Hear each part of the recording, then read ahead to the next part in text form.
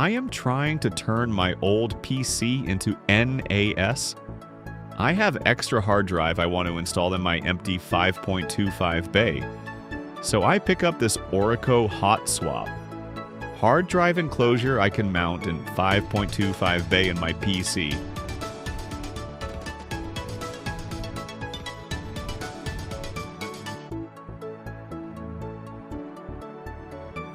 You can take out the hard drive easily by opening the slot.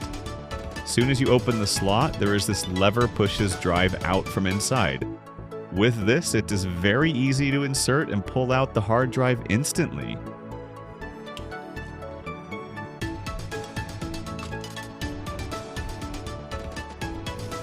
You'll notice in the back of the enclosure there is SATA port and power port you need to plug in.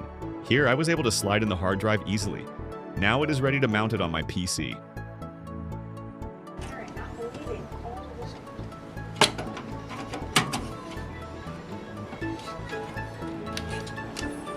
Once everything is plugged in, it looks like real NAS device.